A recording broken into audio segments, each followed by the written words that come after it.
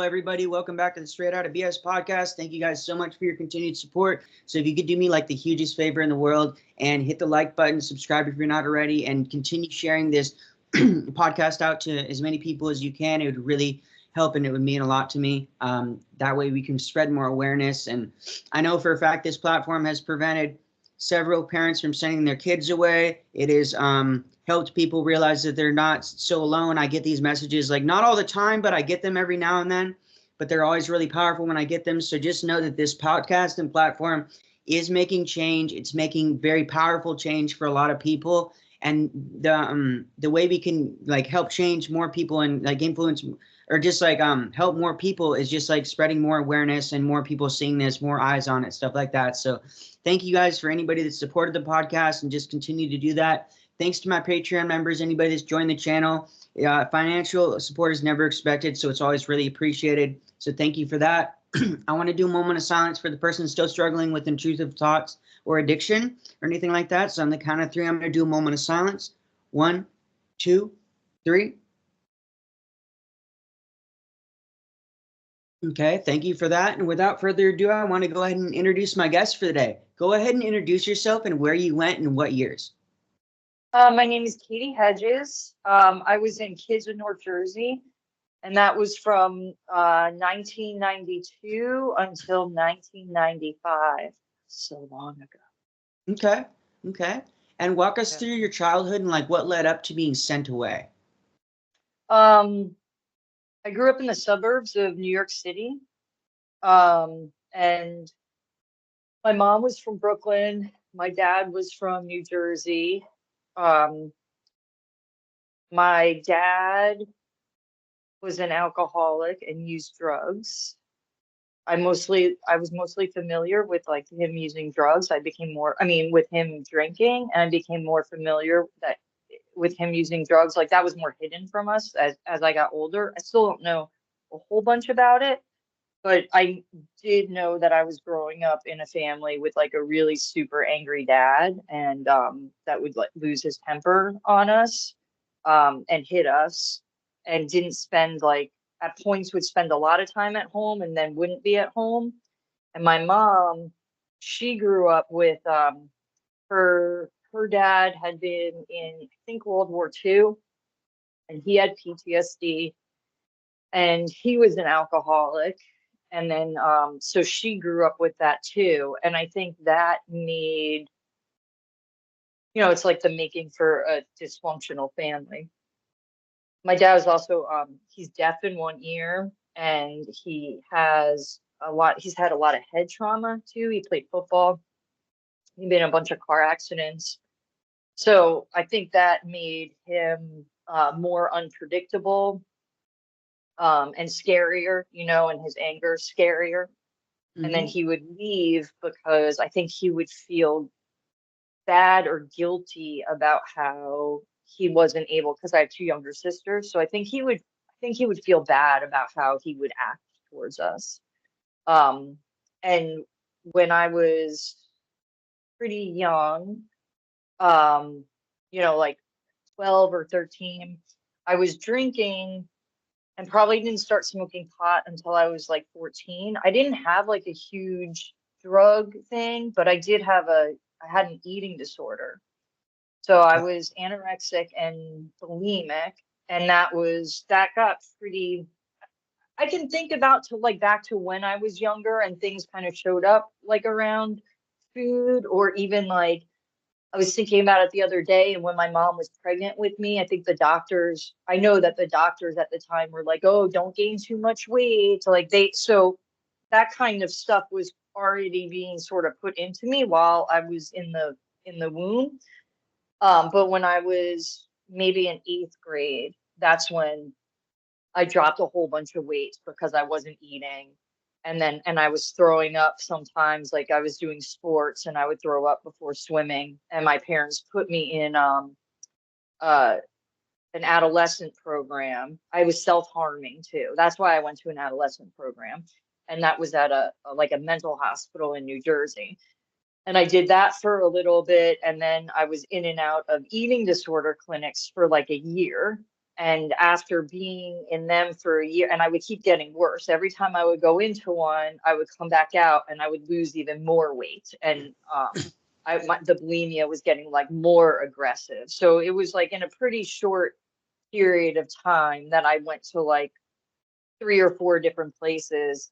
And my mom ended up meeting someone at one of the outpatient programs I was at that knew a kid who had gone to the kids program. And because of that, like that brainwashing and like, oh, it saved my kid's life, that's how she ended up hearing about it and then got me into there. Okay. And what do you remember? Like, were you transported? How did you get there? My parents lied to me. They saying that I was going to go to a charter school. And I had looked at a school in the area maybe a few months beforehand, and I had missed so much school from being in institutions that going back to high school, like being in regular high school, I think they were going to make me, they told me that I was going to have to stay back a year, which was like really upsetting because I had always been in honors classes. I always did really well in school. So the whole idea of being held back a year was just like devastating to me. Mm-hmm. So they told me I was going to go to a charter school, and I went and I looked at a place, and it seemed really cool. There was like, it was like literally an alternative school. There was kids there that, you know, dressed more like me, that looked like it was artsy. I was like, oh, cool, I can get a good, like a new start. And my parents, I had, my mom was real strict with me, and I kept like not, I wouldn't listen to her, so it kind of went to the other extreme where there was no compromise. And I had been away from home without telling her where I was for like a week, and then I came home and they said I was going to this school and I was going to go and check it out, and my dad was there. So I kind of, you know, I kind of believed them. I thought that that's where I was going. And when I fell asleep in the car, so the kids program was in Secaucus, New Jersey.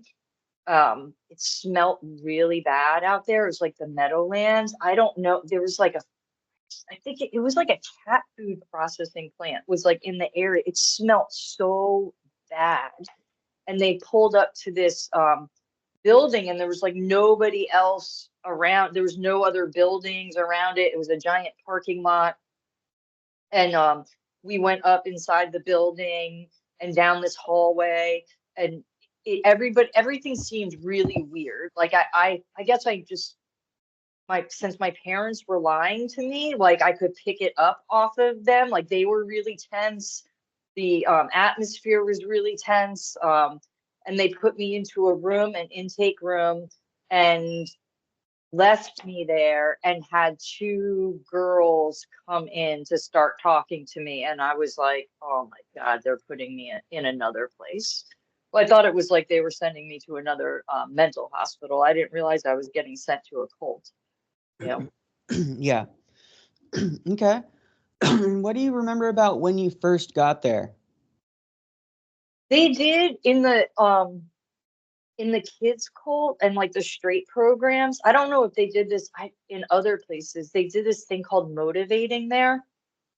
And it was, I heard somebody else that was in one of the programs talk with you before about this, but they had this group room.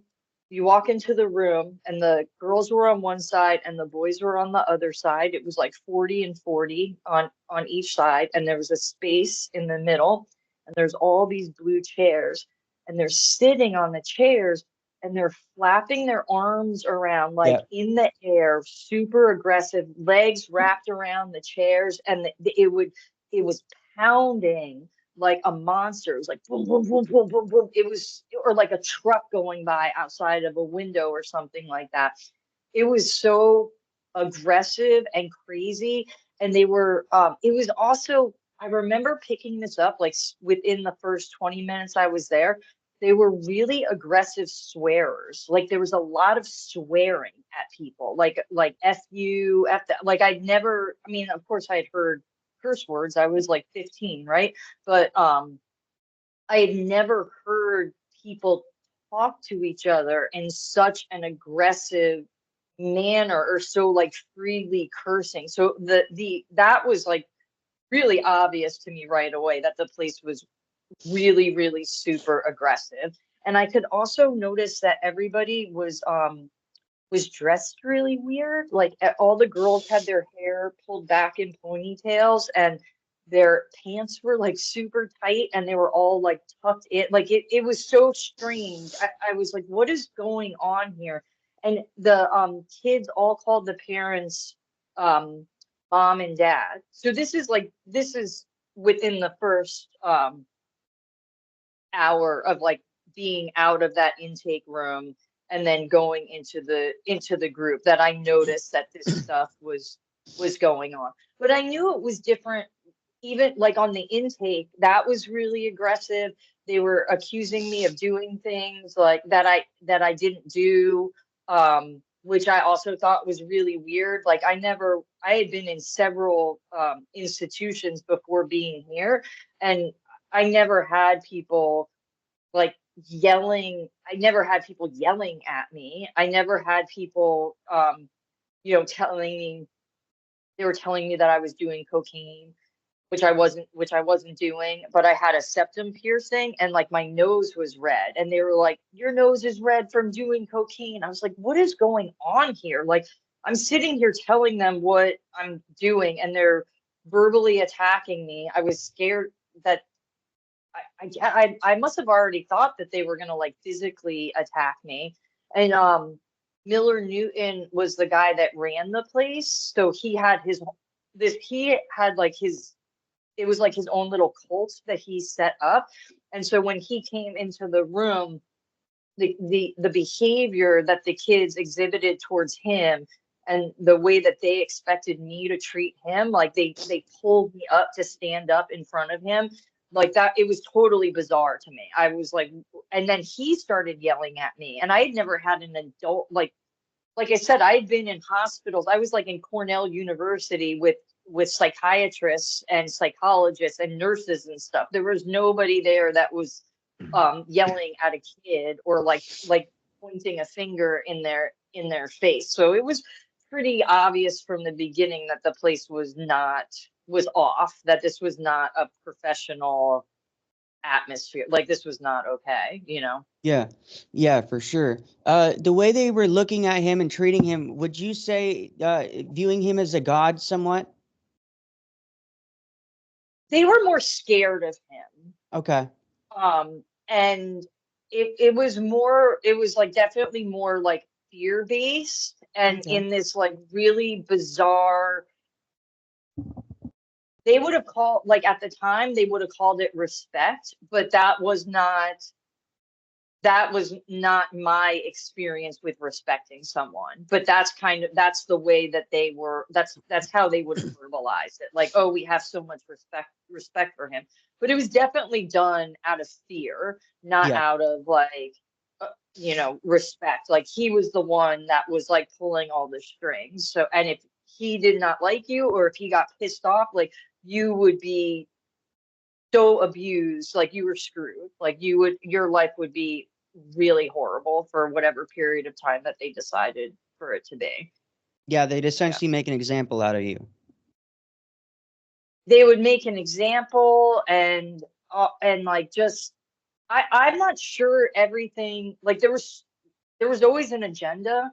So like you never knew exactly why something was happening to a person. So some of it could have been an example, some of it could have been to make the parents mad, some of it could have been to get like a sibling to come in. Like you don't know, like maybe those parents had a lot of money, and you have no idea why somebody was being tortured for, or like moved along in that little program. Other people would get special treatment, so you didn't know what the agenda behind the scenes was. And it's probably but like that by design, so you don't never know Oh, what's totally. coming, and you can never prepare for what's coming, and you never know Yeah. why it came. You know what I mean? Oh yeah, totally. Yeah. Okay. Do you remember them going over or giving you any sort of physical rule manual, going over any rules of the place with you when you got there, any of that sort of stuff, buddying you up with somebody? We had I don't think they like gave we used to have this thing called rules wrap. So there was you were definitely more like indoctrinated through the experience than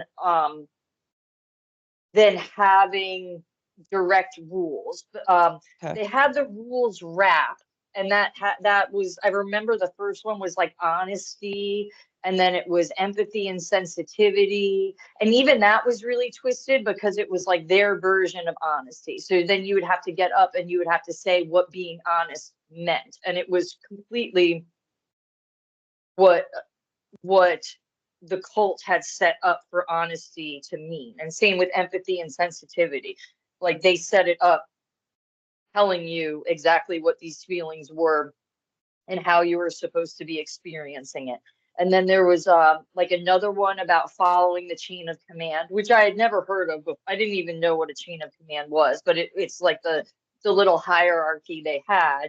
So you could talk to the person that was your old comer. So that was the person that would take you home. And then you could talk to somebody that was on fifth phase. And then that person on fifth phase could talk to somebody that was on staff. Like, so you couldn't just, it was like their way of funneling things so you were down at the bottom and you weren't able to like leave or talk to your parents or just request like let me get out of here, or it was just like it was a big like control method. There you couldn't talk in the group. You couldn't like look at the boy side if you were, or the girl side, like depending on what side you were on. um there was like a whole thing, like you were supposed to list them when you got up to say it, but it's not like I got a handbook and was told like you can do this or you can do that. There was a lot of getting in trouble for doing things, like no talking behind backs, because I remember that like on my first day I said something and I was like, oh, this person is nice, and then I got in trouble because I talked about somebody behind their back, and I was like, but I don't get it, it's not like I was saying something mean. And like you couldn't talk about people that weren't there anymore, which is another one of those weird cult things. Like, if somebody wasn't there, it was like no talking to cop outs or something like that. If they weren't there anymore, it was like they like disappeared from existence and you weren't even allowed to think about them. Can't remember what the other rules were, just but very indoctrinating things, nothing that like made sense. There was definitely no rule about not hitting people or like, you know or violence or like swearing, or there was no rules about that kind of stuff. Okay. um yeah. And was this place, how would you graduate from this place? What was the expectation of you? Was it points and levels? Did you have to do certain things, processes? Like, how would you graduate said program? One of the things that was definitely different about this place than the other places, you didn't leave there. Okay. So even people would graduate sometimes. I think I might have only seen, in the 3 years I was there, I probably only saw like less than 5 people graduate. Um, but the but like he married, like people got married in there. Like there, like if Interesting. you went through group, yeah, it was and he married the Newton was the one who performed the marriages. So, and then he would tell them like, um, he was like their sexual advisor and stuff too. Like it was really weird. Um, but there were phases there, and you were supposed to do like certain things to get through the phases, and then you got like different responsibilities, and then you went on to fifth phase, and then you could do staff. um like you were kind of like expected, and then there was like a graduating, but there was a lot of people that once they would graduate and then they would get put back into group, or you would graduate and you still have to take people home, so you really didn't leave. Like it wasn't the same as other places where like you go through this whole thing and then you're like gone. And I've met a lot of people in like the straight programs that they were gone, and then 20, 30 years later, they were like, oh, wait, that place, oh my God, that place totally messed me up. This place was, you were in it and you never fucking left. Like you didn't leave. If you did leave, your parents had to get you out of there. Like my parents tricked me to get me out of there. They had a deprogrammer that came into my house. I had to go to like a cult therapist when I left there. So I did leave. I did get taken out of there with my parents being like, you were in a cult. Like they were the ones who joined the cult. Like, but we put you in a cult. That's where you have been. Now you have to be like deprogrammed. So yeah, it was a Okay. little bit different flavor. Okay. Okay. And was this a straight offshoot of straight? Yeah. Is that what it Yeah. was? Okay. Yeah, the guy Newton who ran the kids program, he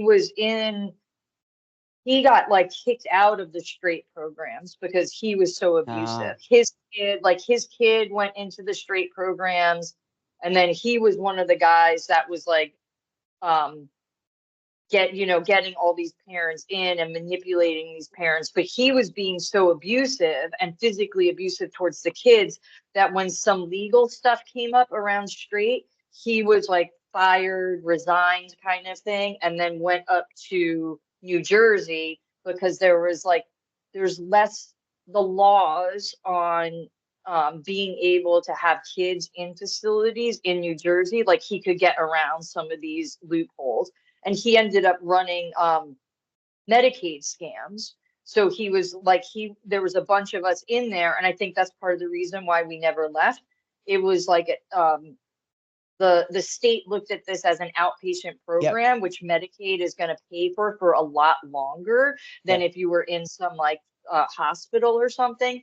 And then he had the parents get their kids on disability. So I was on disability, and the Medicaid insurance is paying for that. And then my mom's getting like money for me being on disability. And then they're like taking him to the food bank to go and get money. Like he had this whole system going in order to keep getting money. And it switched like through the years, because when he first went up there, he was going for like,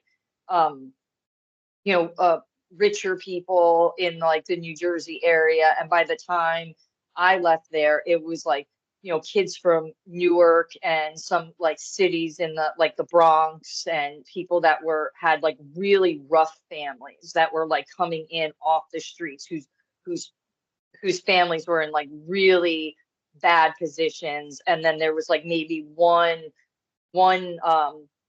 one family member that was an adult that was like, oh my God, let me get these kids out of here. And, thinking that they were doing something better, not realizing that they're now sticking the kid into a cult. So he was like preying on these families that already had the Medicaid to support himself.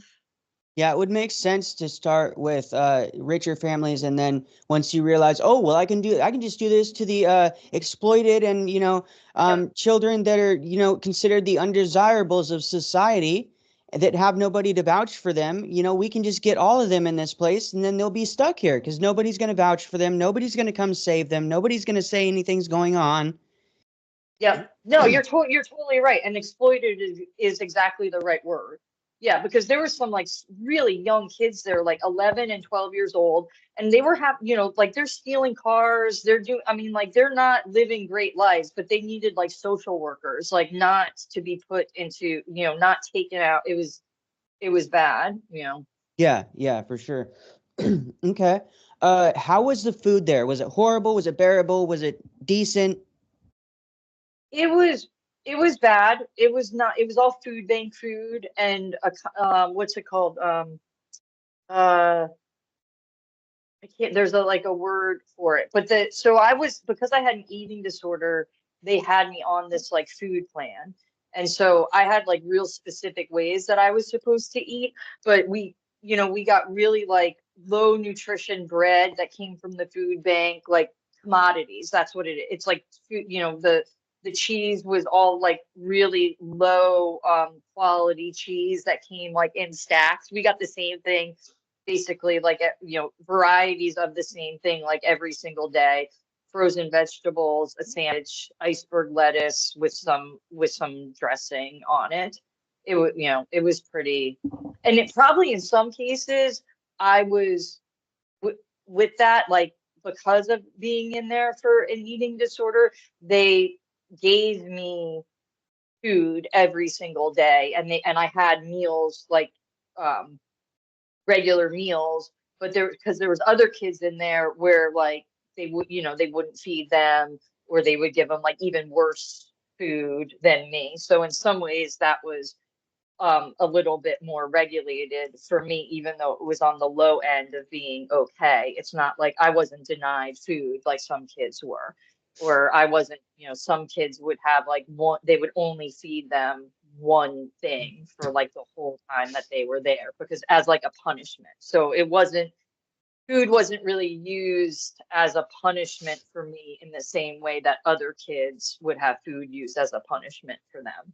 Yeah, So yeah. that was that would happen to people, or like somebody had to eat, like plain bread every day, and then they would have their old comer, like the person that was taking them home, would be eating something like delicious, like in front of them, to make them feel more horrible and worse about the circumstances that they were in. Okay. So were they getting all of their food from food banks? Do you think they were paying for any of their food out of pocket? Or do you think it was all free handout type things? I'm pretty sure it was all free. Like one time we had, more than one, 2 times we had venison from one of the parents, like went hunting and got food for us. Okay. And then the parents would get like some food. The parents would get from the food banks, because I know my mom was going there, and it would be the same stuff that they had at the cult program. And then the parents would have to buy food for the house. So yeah, but I don't think, I mean, it really seemed, I don't think that it was coming from, so I mean, it's not like the kids had to make the food. It's not like we had a kitchen staff. We didn't have like people coming in. It wasn't like being at a mental health center where they have like a service that comes in and makes food or anything like that. It was all the kids that made all that stuff. And it was like really, really low quality. It was, like it was really low quality bread and cheese, dry tuna fish, Okay. that kind of stuff. And what was their policy on runners? Did anybody try and run? What did they tell you would happen if you tried to run or escape? Well, it was in general really hard to run away. And if they thought that you were going to run away, it was even harder. So you were always held by somebody else. Like you couldn't walk around. They put their fingers through your belt loop. We were in the building in the Meadowlands that was far away from anything. And there's like there was no cell phones or anything at this time. So even if you got out the door, like it was really hard to get away somewhere. And they didn't, so when you're on the first phase, just generally speaking, you're on first phase, you're not brainwashed yet. So they're assuming that you're going to try to run away pretty much no matter what. But if you have some sort of history of like running away, they're gonna eyeball you even more. So you wouldn't go home to somebody, like if you and I were in there together, I would never, and we grew up in the same town, I would never go to your house, because if I ran away, I would know where I was. Yeah. So they would always make sure that you were going to someplace far away. Like I would end up in Queens a lot, or I would end up in these places that I didn't know anything about. Then they would make us dress really funny. So they would have me purposely dress weird. So like the thought of like, oh my God, if I ran away and I was on the street, somebody would think like something was wrong with me, because I have these like weird kink pants that are coming up to my like, middle of my legs, with like sailboat shirts on, and that they used to make me wear stuff like that. One, to like totally to humiliate me. And then also because if I was going to run away, it was a hindrance. I was like in Paterson, New Jersey, And I'm like, if I run out on the streets, there's like crack dealers down the road, and I don't know what's going to happen to me if I run out looking like this. They made you give them all, like, you had to write lists of like all the people that were your friends and your phone numbers. And if you didn't give them lists of those people, then your parents did. So there's like some manipulation right there. Like, we know who all your friends are. So if you go to run away, like, you're going to have that happen. When you went into the cars, the doors, they all had the child safety lock on, so you couldn't get out, and you wouldn't be allowed to sit right next to the door. They would put you like in between people. And if you were like a little bit more brainwashed, like then they would be manipulative. Like, oh, you're the good one in this group. We're going to give you the special privilege of holding on to somebody else. So they would start to kind of like butter one person up against somebody else. So the one that was like a little bit more of a threat, like, would be ganged up on by the other ones. The doors in the house were locked.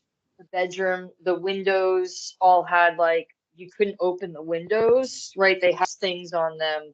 They used to lock everything and screw them shut, but Newton got in trouble for that. And so, like, in one of his, like, one of the times that he got in trouble with the law, that was one of the things they had to change, was they couldn't screw the windows shut, or they couldn't lock the doors with a deadbolt. But then they put like these like metal things so you couldn't open the window all the way. They put you on the second floor, so then even if you're going to jump out through the window, it was like, well, now I'm going to break my ankle if I go to do this. And then the old comer would put the bed in front of the door. So they would sleep in front of the door, and then the door would have an alarm on it. So the parents would have to undo the alarm in order to go out. If you were in the facility, there was no, like, you couldn't go, in order to get out, you had to like go through a couple doors and like down the stairs. So if you were like, if they thought you were going to run, they would put you further away from the door. So you'd have to go through like 3 or 4 rows of people before you got to the door. So somebody would jump on you before you got that far. And then if you were, so that was all the place, like in there, it was like really hard to maneuver or to like be able to get away. And like I said, even if you got out of there, it's like there's nowhere, like you would be running and they would see you. Like there's nowhere to really to go. And the idea, or some of their idea, was that you're not getting from phase 1 to phase 2 unless you're brainwashed enough to not run away. And most of us that were in there had something wrong with that. Like there was something wrong. Like we weren't coming from good families, right? You're not coming from a functional, stable, loving family that's putting your kid into an institution like that, or cult like this. Even if you're rich, even if your family is rich, abuse happens in rich families all the time. So just want to make that clear too. Yeah, and you're not going, like, no parent in their right mind would send their kid there. So there's already something going on, and they're using that as leverage. So like that's part of the brain, at least for me, that was the whole thing. Like I was anorexic and bulimic. I was severely underweight. I couldn't stop myself from throwing up. So they were using this like, well, you're going to die if you ever leave. Well, I mean, eventually, I mean, like it's going to stay, like it's believable. Like that is believable. That would have happened to me. I'm not like just somebody that did, smoke weed a couple times and they're telling me that I'm going to die. Like I was really malnourished and had this issue. So, and there was parts of me that definitely wanted to stop doing it. So, and I did want to go home. So they're leveraging all this stuff against you, and they're figuring out very strategically how to get in and to brainwash you. So then by the time you get onto the second phase, I mean, there were people that would run away when they were on second phase, and they would get brought back by like the cops, or 2 girls came back and they had been prostituting themselves, like seriously, within like a week. Like it was, because they didn't, I don't know, they either. I mean, what are you going to do? What are you really going to do? You know what I mean? Yeah. Yeah. And I think they also like kind of programmed them into that. But so another girl came back and she was pregnant, and then they made her have an abortion. There was like the cops came to the house I was in one time, and that was super scary. Like things, they would come back. Like you would see the people come back, and then how horrible they would make it for them. Like the whole process of coming back. So all of these tactics made it scarier to run away. Like the chances of running away were, especially on first phase, were like pretty slim. There were some people that would like go up their faces and run away, come back, and they were made an example of, and they, like I said, they usually had something pretty bad happen to them out there, living on like they didn't have anywhere to go, they didn't have any money, they were living on the streets, they were prostituting themselves, like within a really short period of time. We were pretty close to New York City, and there was a lot of other like urban areas around there, and that's where we were getting brought to. So if you ran away, that's what was available. Like I said, there's just like crack dealers and prostitutes on the street corner. That's where people would just run to, and they see like a 16-year-old kid that's like desperate, and they're like, they're like chickens. Yep, and they might have even been getting incentives to, traumatize these kids. We don't know the full extent of what was going on. They might have been incentivizing gangs and dealers. If you see these kind of people, traumatize them. Make sure that they remember not to run away. We don't know these things, and I don't throw anything out the door personally, but just some things to think about. What was the worst thing you saw or experienced when you were there?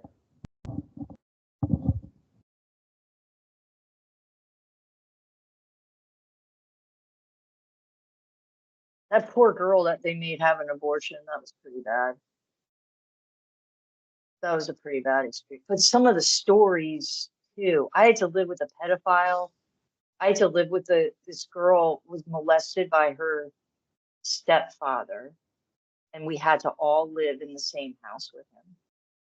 And he would get up in the open meetings where it's like the parents were on one side and we were on the other side, and like the parents would all like say, like, oh, you did this to me this one time. And that dad would get up and say stuff to this kid, and it's just like so fucked up. Like that was even like a dynamic that was there. That was so messed up. That was so messed up. Multiple girls, including me, being sexually assaulted and having to say that it was our fault. That's one that just really screwed with my head for like a super long time. A lot of violence. There was a lot of violence, a lot of hitting and restraining, and kids restraining kids. There was a lot of violence. That affects me in ways that like I'm still kind of coming to terms with, because this is all happening as a teenager too. Yeah. So it's like when you're supposed to be learning how to have like relationships and connection, and like your brain actually like really needs huge amounts of oxytocin in order to like grow and develop, and we're getting like adrenaline, and like fear and like punches. Oh my gosh, one time I saw this girl, she literally scalped another girl. She pulled out her hair down to like, it was crazy. Yeah, just yanked out her like the head, her and her hair. Yeah. So there was a lot, like it was a lot.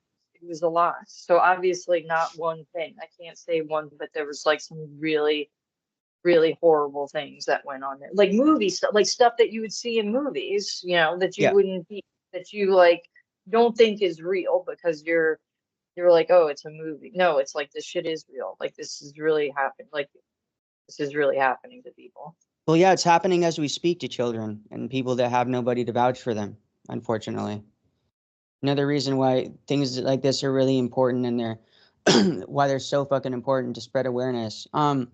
You did mention a pedophile, and I am in the process of making some connections with a lot of events and crimes that happened back in about the 70s and whatnot, and making that connection to the troubled teen industry. What this pedophile, was he did you go to his house? Like, how were you trafficked between this house and the program? Like, how did that whole dynamic work? I'm very curious about that. Well, he was somebody's stepfather. Okay. And so, and I lived at their house for like a good period of time. You know, time gets messy because of the parts of the brain that are affected through trauma.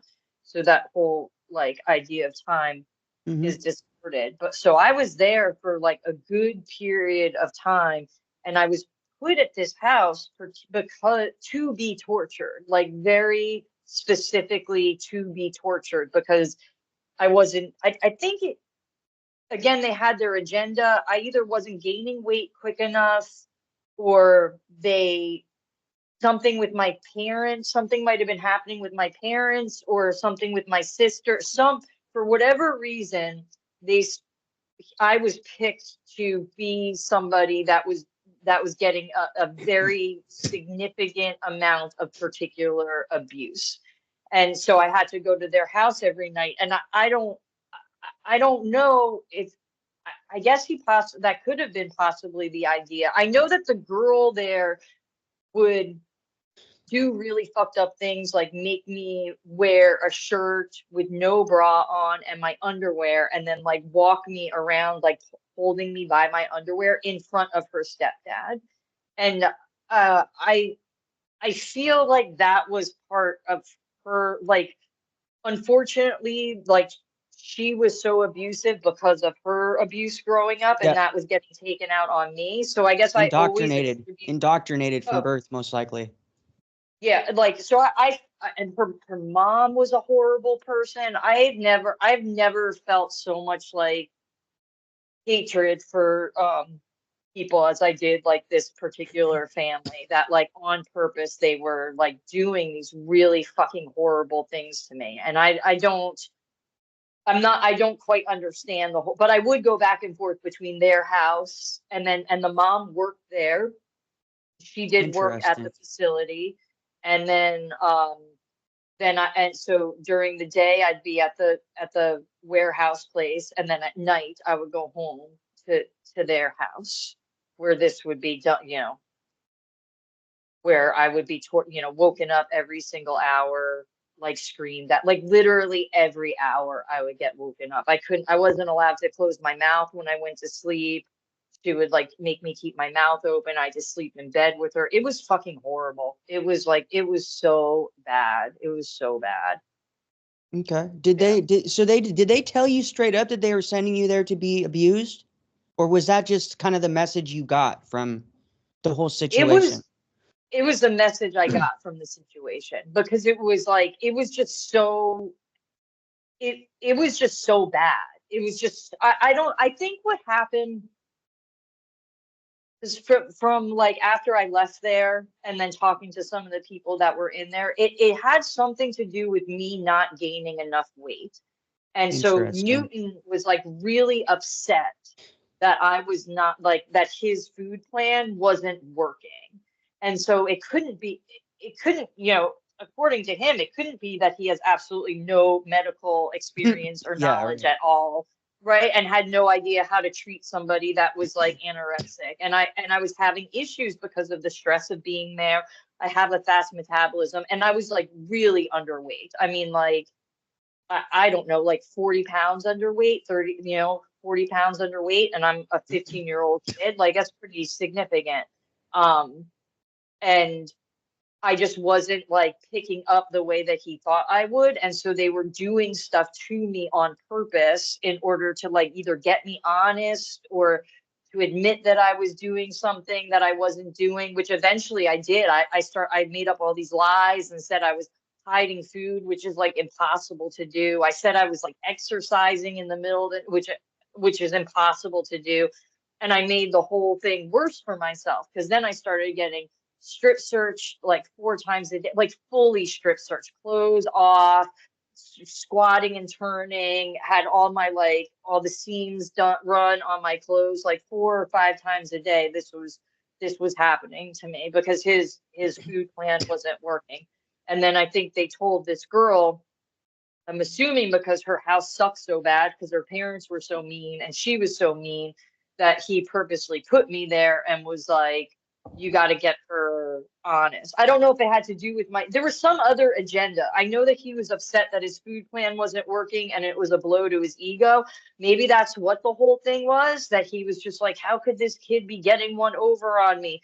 And like, honestly, I had been in, like I said, like 4 or 5 places before that. I thought I knew the game. I was like, I just need to eat and gain weight and I'll get out of here. So Yeah. I wasn't trying to play any games. I just thought, let me just like bide my time. I'll just do exactly what they tell me to do and then I'll be able to go home. Like I wasn't trying to fuck around Yeah. or to be an asshole or anything like that. I just wanted to go home.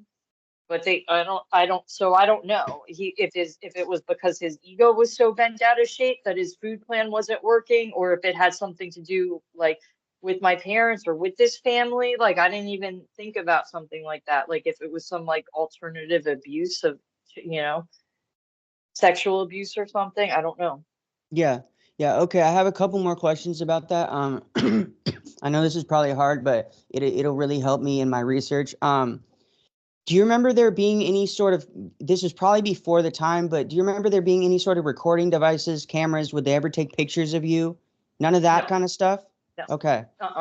no, Were no, you no. the only kid that you know that got sent to this house, or were there other children that were sent there? There was there was other kids that were there. There was like another girl that was like um who had her own stuff going on that I think was purposely chosen because she wasn't going to say anything at the time. Like she actually later on in the cult apologized to me that she didn't do anything or say anything.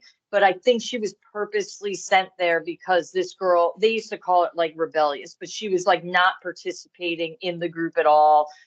People would just like not pay attention to her.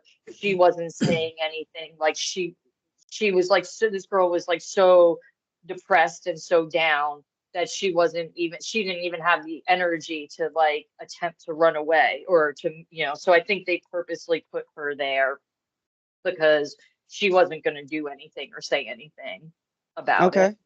Okay. And Yeah. were there any other places that you got sent to? Like, was this the only place that you were essentially trafficked between? You mean like other people's houses? Yeah. You mean? Yeah. No, I went to tons of different houses. I was all over like the tri-state area. Maybe I never went to Connecticut, but I went to Pennsylvania. I was in Pennsylvania, New Jersey, and New York. So Okay. they would send us to all different types of places, like whoever, sometimes on purpose, like me going to that girl's house, and other times it was like for, you know, it would be other reasons, like they had a bigger car and they had a bigger room so they could take like 12 kids at night. Or wait, how many would we have? Like they could take 8 kids, a double host home. They could, you know, so maybe you would go there, or you would go somewhere else because it was far away from your house. Like, so we were always every night, like sometimes it could get switched and you could be at like, you know, if you were there and you lived at your parents' house and you were an old comer, you would take you would take the newcomers home to your parents' house. Now, if you were a graduate, but you're still in the place, right? You didn't really Mm-hmm. leave. Your parents are not, you might not be taking people home to your house. So you have to go to another host home and go to somebody else's house that used to have their kid home, but now their kid is in group. So the parents all set up with like the locks on the doors and stuff, and you would take them there. I don't know how that got planned out. Like that was very agenda driven, and that had to do with like what parents were going to pull their kids, what parents were giving more money, like who was donating this year. They got special treatment, or you know, that had, I was not involved in like what made those decisions, but it wasn't like, you know, out of love and compassion. Okay. And you talked about sexual abuse. What when you were sexually abused, was it at the facility? Was it at this pedophile's house? Was it both? Where did that occur? No, that was before, when I was assaulted when I was like, you know, 14, like before I was in there. But Okay. then being Okay. walked around, I mean, I was walked around I didn't think, I mean, it was like I was being like assaulted in that way by that girl that would make me walk around in front of her dad. So Yeah, that yeah, was, that's definitely assault for sure. yeah, yeah. So that was there, but there, I mean, that was with me, but there were people, that happened more on the guy side, I feel like, Interesting. than Interesting. the girl side. There was, that the guys would assault each other. Okay. Um, So it was mainly boy on boy? I think so. From Yeah. what I know, like I've had friends that have told me stuff like that, but I didn't really, it's hard to talk about. Okay. But there's stuff going on, yeah, but there was stuff going on. There was there was two girls that were really young that were in there that I feel like had some sort of relationship. And then there was two kids, there was a girl and a guy that ran away, and the girl ended up getting pregnant like within an hour of leaving there, which was just like crazy. And she came Yeah. back. So that was like, because you weren't supposed to have, right? You're not supposed to have relationships, but and it wasn't like a common thing. Like they were so abusive there that it was really hard for people to even maneuver, like those kind of things. Okay. Like, And one more thing about that kind of stuff. Did you notice or experience any grooming from staff or any of that kind of stuff? Like, for example, like in some of the places that I've heard from a lot of people, they would send these kids from the program out to babysit like the owner's kids or something like that. Like any of that kind of grooming behavior. Did you notice anything weird like that? well, it was more, so maybe this is part of the way it was a little different. Like, it was more the marrying people in there. Okay. The like Interesting. the the having to have, like, there was two sets of staff members that got married to each other while I was there. And Newton is the one who performed the weddings. Yeah. So there was like something about, and then as far as I know, he was like giving the people counseling and saying and telling them like, oh, you're supposed to have sex now and don't have sex then. Like, so he was controlling their sexual relationship. So Okay. it was more on that like standpoint than it was on what you're bringing up, Okay. because I have heard about stuff like that, like some of the places in Florida, Yeah. um, that there was people that were involved, in things like, Epstein stuff, Yeah. Yeah. Okay. Okay. And how long were you there total?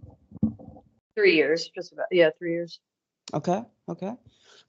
And what did you like how did you end up leaving? Walk us through like how you ended up leaving there. I went to go to the like orthodontist, and I came back home, and there was like some guy in our living room, and I was like, who is this guy? And for whatever reason, I was like, is this my dad's stepfather? Like, it was just so bizarre, but I was scared to ask questions because we're supposed to like not really ask questions, and we're supposed to do like what our parents are telling us. You know, they're like we take whatever our parents say and we go with that. Mm.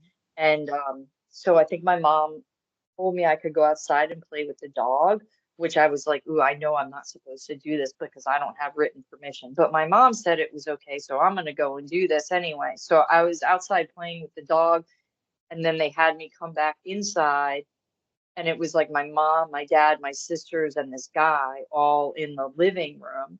And he was, I guess they introduced him, and they were like, he's a cult deprogrammer. And I was like, what? And they're like, we're taking you out of the program. And I like lost my shit. I was like, what are you doing? You're trying to kill me. Like, I can't believe that you're doing this to me. Because I believe that like you had to stay in there. Like there was people who would leave their families would leave, and they'd be like, I'm not leaving. I'm going to stay in this place. Yeah.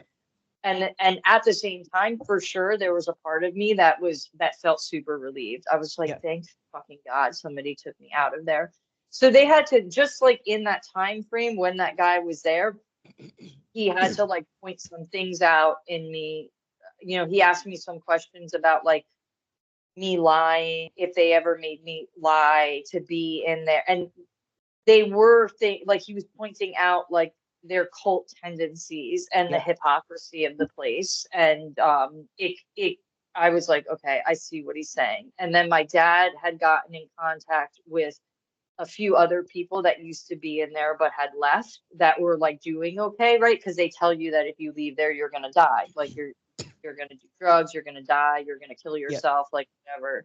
So um he got me in touch with some people that were like a little bit older than me, you know, like 2 or 3 years that had been out and were doing okay. And I kind of started hanging out with them, and then that helped me sort of transition. And they took me to a cult therapist, and then they found another therapist for me that was like, it, that went to AA and also had like recovered from an eating disorder. That was like a pretty cool, she was kind of cool, younger lady.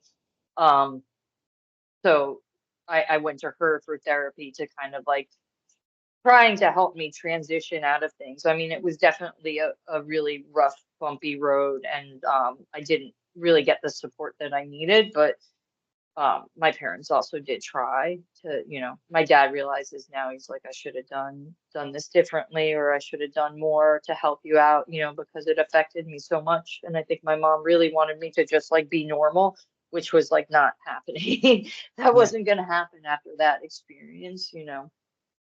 just like so traumatic.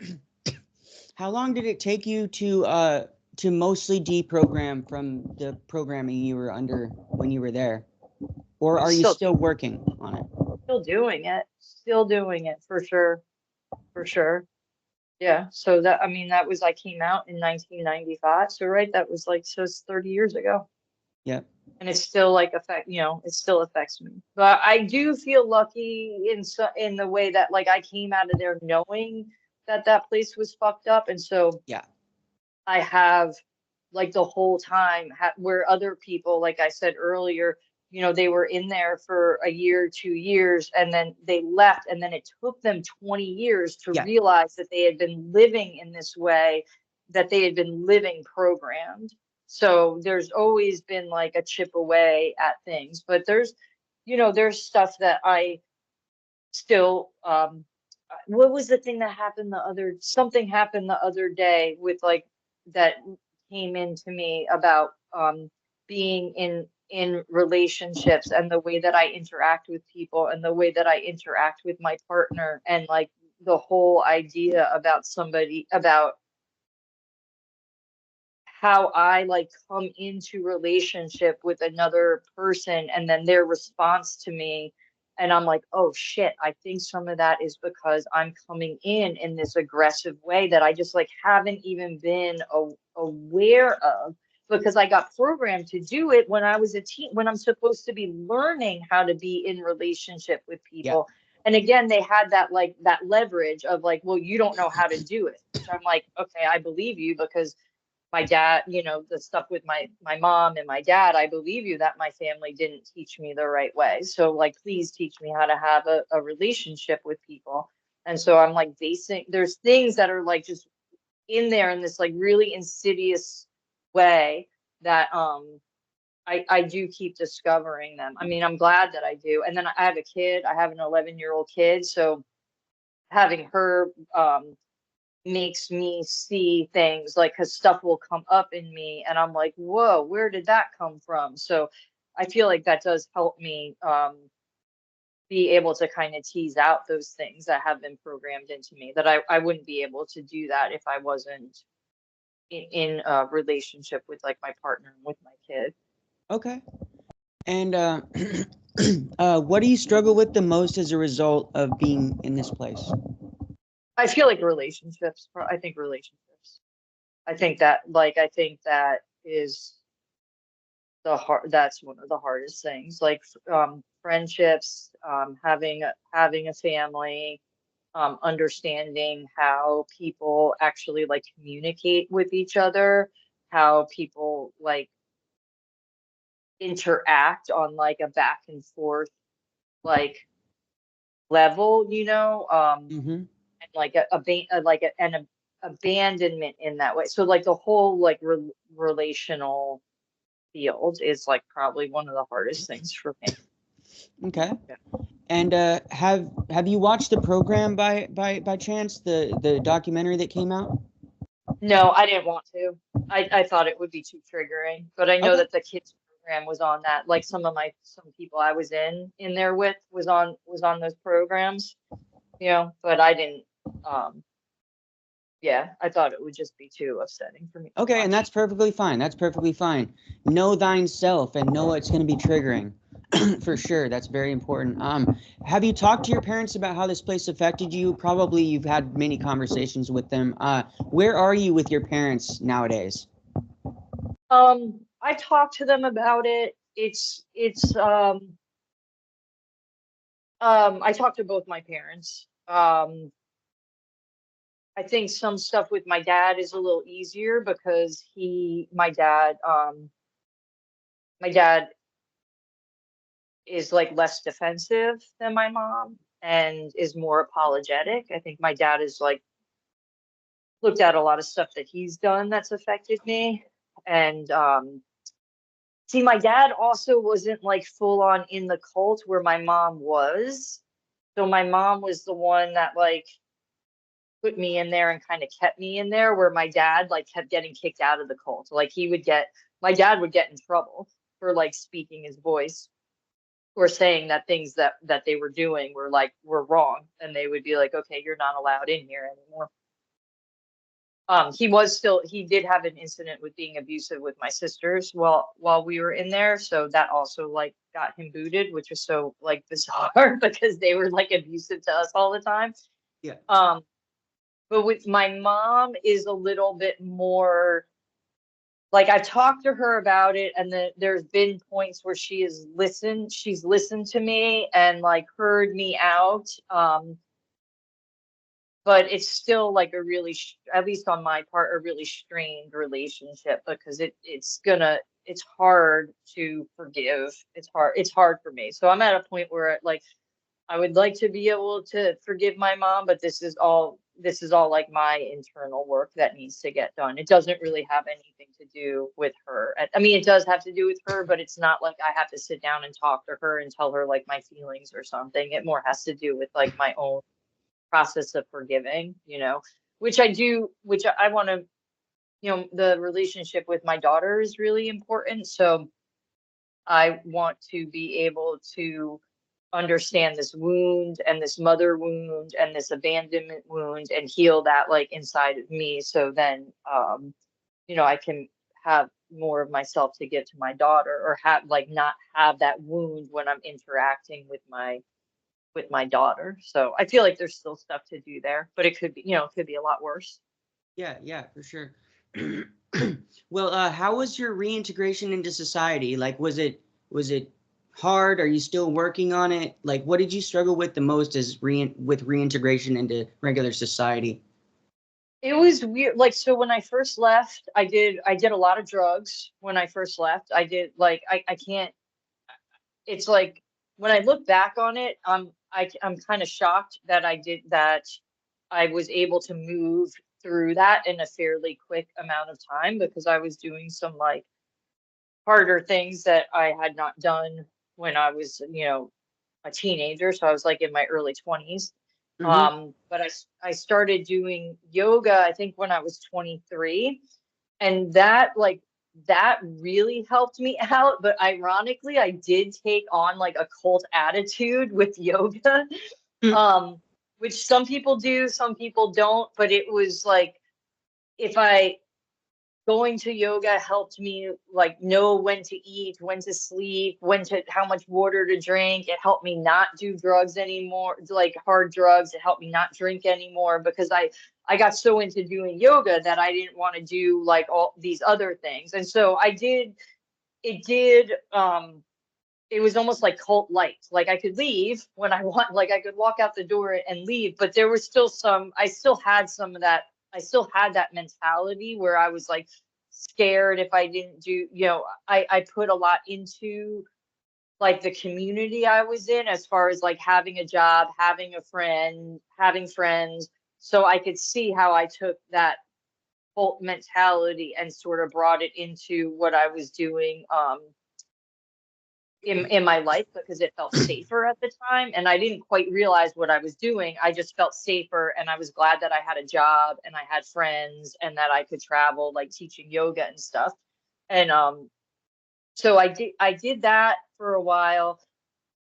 And then maybe in like 2010, I got some body work done. I got the 10 series of Rolfing done out in San Diego by this really, it's a type of body work, and it released a lot of pain, like physical pain and tension that I was holding in my body that I couldn't get to with like trying to do yoga. Like I knew that the tension and the pain I was holding was from trauma, and I knew that I had been in a cult. I knew I had a traumatic childhood, and even like before I was in the cult, growing up with like my in an alcoholic family.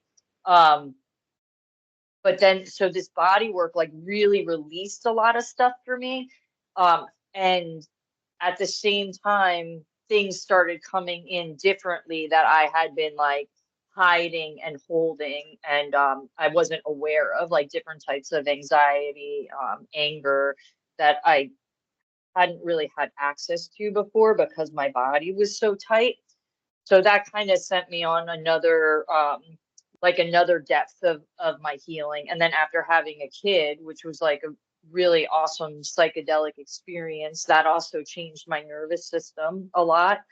To like even to having like this really cool experience that like parts of me wanted to get back to, like especially after having her, like I felt so at peace and so settled like inside. I feel like I had these experiences in my body that like I was like, oh, there's another way to live. Like I don't have to be in survival all the time. I don't have to be like chronically wound up, like not sleeping, not eating enough, not like there's another way to be. So that set me into looking for those ways, like through my body and through doing body work or somatic work, to find that kind of like peace. And so she's going to be 12 in a week. I switched the kind of yoga I was doing maybe like 6 years ago. I started doing somatic, like a trauma informed yoga, and went to training for somatic experiencing. And I recently did internal family systems training, which is like a parts work, like working at like healing your younger parts. So that kind of set me off. And I do plant medicine ceremonies that also really help me out a lot. And I feel like I keep uncovering layers and layers. And it's been a lot, and it's a long process, and it's a slow process. And I also know that not everybody that I was in there with, or people that have gone through the same experiences as me, are at like, not everybody, like I feel lucky to be at where I am, and that I continue to keep like kind of uncovering these things about myself and my relationships. Okay. And I have a couple more questions, and then we'll jump into ways for people to help themselves with the inner body work. What do you, if you could go back in a time machine and not go through that experience at that school, would you do it, and why, knowing what you know now? I've heard you ask this before. It probably, at this point, I feel like I've gone through a lot of healing that I don't really think about things in that kind of term. I don't really think about it in those kind of terms. For sure, there were points that in my life that I would have and wish that it had never happened to me, but at this point, I don't think I would, Okay. because I've already gone through, I feel like I've already kind of gone through the worst of it, or the worst healing points of it. Like, I'm not in it anymore, Okay. so I don't feel that way. Yeah. And that's perfectly fine. And what do you think would have helped you instead of being sent away? Um, I think that when I think about this kind of stuff, and I think about how I'd like treat my family now, if there was, I don't know, this is definitely what was available to me, and my parents were really trying to do their best, like whether I agree with them or not. Like, I've seen people who have parents that don't care about them, and don't care about what they do, and it might not have been the best thing for me, but it is like what was available for them. So I can think of it as terms in like the relationship with my kid, and like and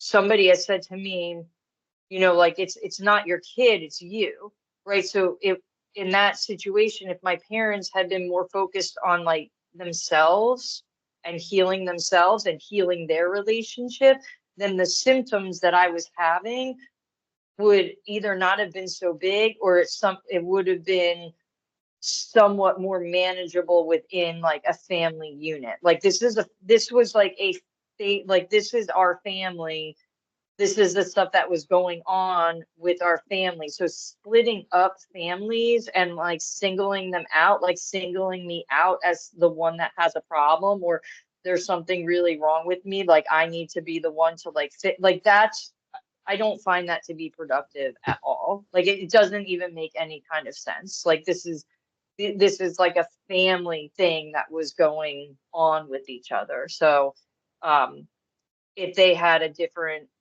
perspective, but at this point I don't even look at it that way. Like, these are, I can see this stuff as like generational healing. Like, this Yep. is like a family lineage thing that has been passed down, and Yep. even when it was happening to me, a part of me knew, like, holy shit, this is my responsibility to heal all these other people's shit. Like, I don't know why it was put on me. I don't know why, like, I don't know if I chose it at some point. I don't know what it is, but for whatever reason, and sometimes it's felt really shitty, and other times it feels really awesome that like I'm the one that is able to like see it this way, to hold it this way. Like, I've had some experiences where I have like really felt like, okay, my parents got together and had me because of the type of strength that I have to be able to like alchemize this shit that has been being passed down, not just from them, but like from their parents and from their Yep. parents, right? This is not just like some one hit thing that came out. So, I don't know if there's something like there's part of me that does feel like this is sort of the path that I was on, and this is what some of my thing is, like my karma is to take this and to be able to transmute it into something different, you know? Okay. Yeah, transgenerational epigenetics is a real thing that more people I wish knew about. Which, if you're not aware of what that is, it's essentially trauma that's passed through your DNA through generations. Yeah, and it's Just crazy because it shows up really weird too. It's not just it'll show up in like sickness, but it'll show up in like patterns and yeah, energy patterns and like repetition of doing things in this way that like our culture doesn't really support looking at things this way. So it takes a while to really be able to like look at this information and digest it, because it's so not in our Western like box of thinking. yeah, and everybody's situation is unique too, so it's not going to be the same for every one person. You know what I mean? So everybody has to find their own way, and that's why I think it's important that we give people a few tools to maybe improve like what you're going through. So like let's take this time to like just go ahead and give people like a rundown of like what you do and like what you found to be the most helpful. Cool, thanks. So I I mean, I said some of it earlier, but I've gone to the 3-year program for somatic experiencing, which is like it's called bottom up processing, or a body oriented type of therapy, where instead of like these programs that most of us were in, were more of like behavior modification. And when you're looking at something like trauma, it's not in that part of your brain, like the prefrontal cortex, that's like helps you make decisions or do math problems or be logical about things. It's held in like your limbic system and your brain stem, which your brain stem is regulating your heart, your lungs, your nervous system. So if you're trying to do behavior therapies, you're not going to be able to change your behavior if it's coming from a different part of your brain where trauma can be stored. So the bottom up processing, like the somatic work, the somatic experiencing. Another one that I do is called transforming touch, which comes from somatic experiencing, and it's touch work that supports your system, like your nervous system and the organs inside of you. That's just like a small part to it. Um, this kind of this changes the way that information is coming into your system. So then it ends up changing the way that your brain is and the way that you're perceiving or experiencing your present moment.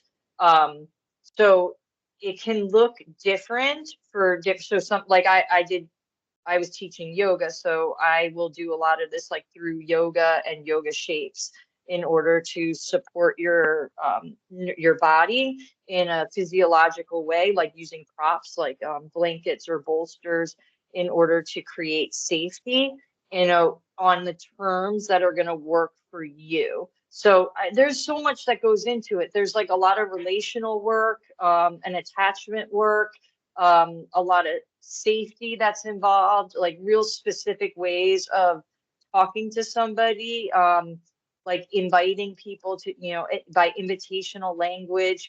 So you're like lowering power dynamics to make people feel safer in the situations, or if you have like these protective parts that come up in order to acknowledge these parts that are protecting you. And getting a relationship with them, right? Because these protective parts have like kept you alive for a real long time, and they could show up like in your body, like as tension. It could show up in relationship as fighting. It could show up as totally shutting down and not being able to, do anything except lying on the couch because it's some part of your system that's trying to protect you. So there's like a whole bunch of different ways to look at how to interact like with your body and with your nervous system in order to resolve issues that you're carrying, right? Like burdens that you're carrying either from this lifetime, like your experience, or like we were just saying, like your parents' experiences, like that transgenerational trauma that can be like carried down as like a legacy burden, or the pain that the parts of you are still holding on to. So there's different ways to be able to feel safe enough, right? So this is also your own like self exploration. You figure out what's going to work with you, and like maybe with a practitioner that can help you find out what's going to keep you safe. And then a lot of this stuff will happen organically once you feel safe enough.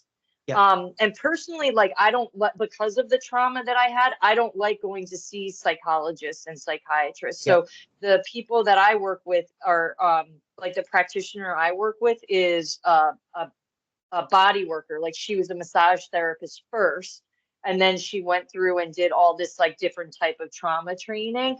And I work with her because I feel more comfortable being with somebody that's taking this body based approach, rather than being in like the psychiatrist room or I just get too triggered. I get too like, I don't like people writing notes on me. I don't want to feel analyzed. I don't want to feel like, so I don't want somebody giving me advice or something. Like I like working in this realm with a practitioner that is, more in alignment with me, and not like, and that's fine if other people, but I think that might be helpful for people that have been through our experience, when you don't want to go to therapy because therapy is so triggering because you've already been through these experiences. But finding someone who's a body worker that's been trained in somatic work, in somatic experiencing or internal family systems, like they're going to have a little bit of a different flavor to what they're bringing. And for me, it's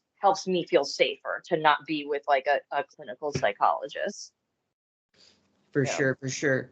Yeah, so like you're saying, grounding is really important. That's like the term that I like to use to become comfortable in a situation, is grounding yourself. And really, this is something that they do in things like EMDR as well. I've gone through a little bit of EMDR, and before they even start EMDR, they do what they call grounding, which is essentially creating a place in your mind where you feel safe, creating an environment where you feel safe before they even start the processing. So if it becomes too much in the moment, you can go back to that place, take some deep breaths, and really just realign yourself with what you're trying to focus on, and not let yourself get really too carried away with the emotions that might be involved with this. And I would also say another thing, that what I always tell people, because I'm very into focusing, I talked to you about this a little bit earlier, but I think the bare bones way to look at this, I think, is when something comes up that you're feeling, instead of pushing it down or trying to do something to avoid feeling and going into that feeling, just close your eyes and say hello to it. Just start with that. I think that's the main basic thing. Would you agree that that's a good place to start? I think sometimes people can start there and other people can't start there. Some Yeah. people have to really back it up. So I don't disagree with you, and I do think that can be helpful. And sometimes when people, depending on where somebody's at, they can hear stuff like that, and it's like telling someone in a wheelchair to run a marathon. Yeah, Like yeah. they're just not there. But that doesn't mean that you can't get there. That's why, like, when you're working with somebody that works with developmental trauma and complex trauma, can like really back things up to like super small, like bite-sized pieces, so so they don't have to try so hard. And when things come up, like they start to have experiences in their life, and they're able to witness these experiences that can be, like you were saying, grounding, like resources, or it starts to come through because they've had these experiences. If you just tell somebody to like, oh, think of a time in a safe place in your childhood, and you're like, what? I've never had a safe place in my whole Yeah. life. That can be really overwhelming for somebody. So they like it does happen, and it doesn't have to come in so high. It can come in like I didn't have like EMDR was too much for me. Yeah. It helped some people out, but I had to back it up. Like I had to take smaller steps than EMDR, and to find a practitioner that was trauma informed, Yeah. and was not going with like behavioral therapies like that. So that, like, really finding somebody who's trauma informed ends up helping. But it's hard. Like it's hard. Yeah, it's hard. There's a lot of, and everybody is individual, right? Like what might help some, if EMDR might have helped you a lot, EMDR was like something that helped me find something else. I don't, like, different people have different experiences. Yeah, I wouldn't say So, EMDR helped me a lot, but it definitely opened my eyes to like right. other alternative like forms of thinking about the body-based energy. I think focusing is really what nailed it home. Personally, for me, I read the focusing book, and I have a very close friend of mine who has done this work for like 10 plus years and is extremely well informed about body-based communication and just how to interpret dreams and nightmares and all of this type of stuff. So I've kind of had I'm kind of fortunate in that I have somebody that I can talk to and kind of interpret these things.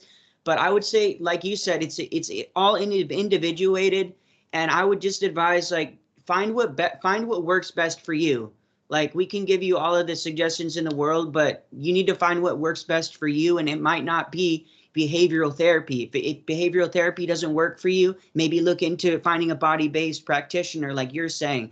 Maybe look into EMDR, but who knows? Just look at all these other alternatives instead of just, because there's more to it than just, psychological therapy with a therapist. There's a lot more ways to heal than just that. Yeah.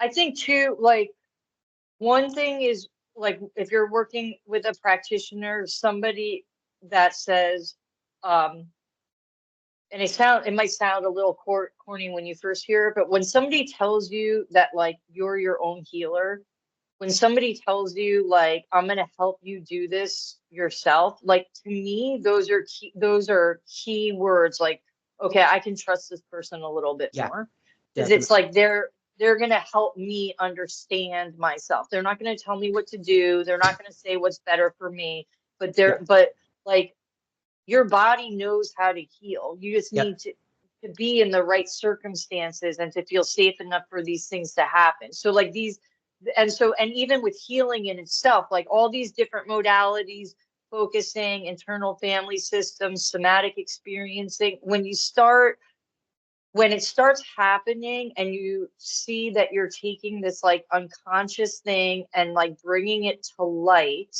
so you're getting a different relationship with the experience or the part of yourself, they're all sort of doing the same thing. Like, healing sort of happens in a very similar patterns, like in connection with someone else, in safety, in bringing this unconscious thing into a different like perspective, and it happens. And whatever modality is going to work for you is going to work for you, but you'll hear very similar things between all these different methods of healing seems to happen very similar ways between person to person, so it helps to have like this framework. But when it's, but that connection with the person you're working with, I think, is really important. I do think that I do think that the body stuff is really important, and nervous system, like understanding your nervous system. What does your nervous system do? Like that physiology, how that marks of your nervous system change your physiology, right? Like, people, I don't know, I know so many people that have like adult onset diseases like heart problems and cancer and autoimmune issues because of their adverse childhood experiences, because their body has been so dysregulated and then they compensated for so long, and then they end up with these issues that, like, Western medicine doesn't have a very good way of taking care of it. But like this kind of, somatic work, this energy work does have a different, perspective, and it can be really helpful. I mean, it's been really helpful for me. So one thing that the person that I talked to about the body-based stuff says all the time is that tension is the key. Tension and release is the key to it really is. Or some people will say like constriction and expansion. Some people will say that too, like a similar, like that tension and then the release, or removing, like removing what's in front of you. Removing rather than adding. I guess that's why too, when you're asking me like, oh, what's something that people can do? I tend to shy away from that now, because it's like adding more things, like, oh, you need more skills, you need more exercises, you need more activities. I mean, it can be really overwhelming, and again, you're adding something to a system that's already like working really hard. So a lot of times, like, taking away and like that constraint and release like system, like releasing those constraints, ends up being more helpful and more healing than adding more things on top of what people are already doing. Once you realize what's happening and how it's happening, then you can start moving into feeling in the moment. I feel like, you know what I mean? But you need to be able to recognize what's actually, how your body is working with that energy before you can really do that effectively, in my opinion. Well, thank you so much. Is there anything else you want people to know about your experience, or anything that you might think about sending or telling a parent that thinking about sending their kid to a place like this? Oh my gosh, like, I think I kind of said it already, but like, there's so much, like, as a parent that we're doing that's affecting our kid. There's so much more, like, it's not just about your kid. it's not your kid. Your kid's a symptom. Yeah. Yeah, definitely. And there's a lot of, it's very easy to project things onto your kid, even unknowingly, like something that you think might not be earth shattering to a child could literally shatter their world. And you might not even mean to do it. You might not even mean for it to come off like that. But I feel like, yeah, I feel that people need to be self-aware before they have children, if that's possible. You know what I mean? I think that's the best scenario for people.